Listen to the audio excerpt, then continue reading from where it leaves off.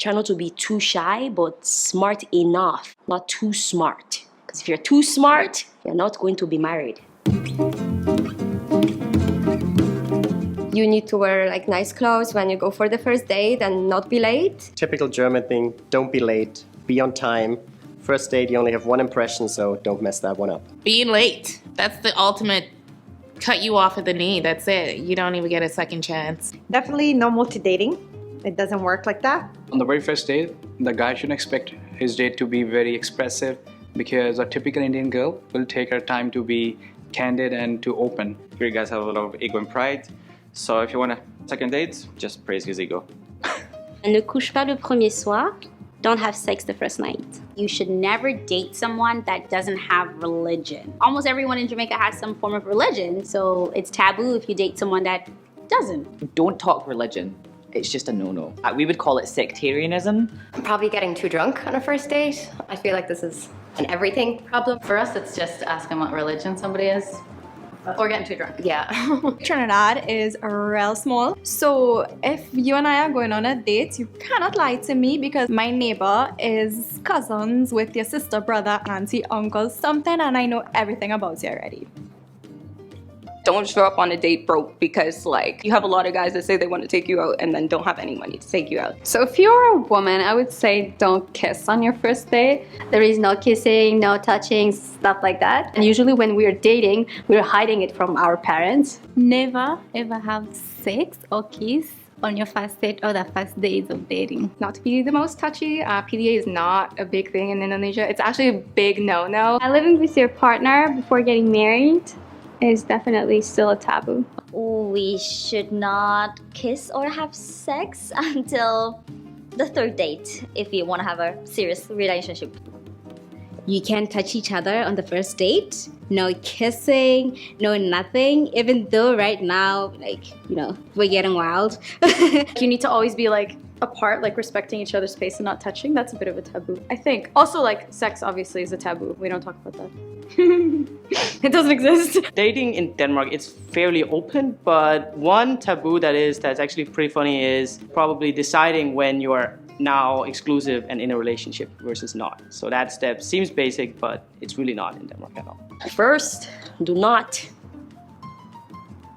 Same sex. Taboo. Also, like for women, like never ever give it up so easy on your first date.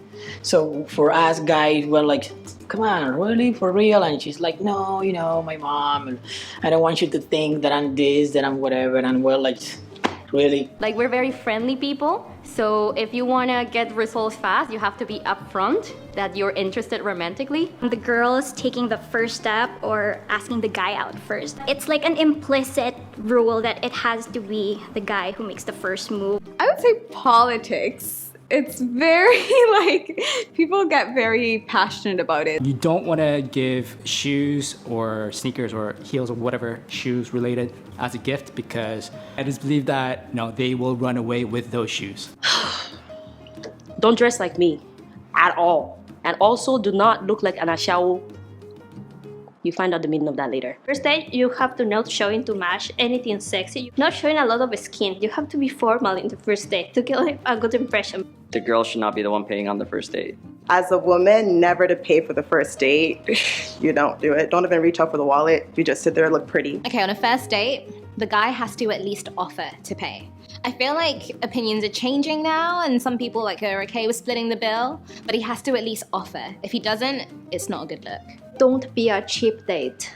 If you want to impress a Chinese woman, don't spare your expense. There's absolutely no bigger turn off than your budget-friendly tactics. Going Dutch means splitting bill, but on a first date, actually, you should not split the bill. After that, you can split it. If a guy invites a Russian girl for a date for the first time, he makes sure that the bill is paid by a man. It is a kind of etiquette and respect. In Belarus, the man pays. If you take a girl out on a date, you better be paying. Otherwise, she's not going to come home with you.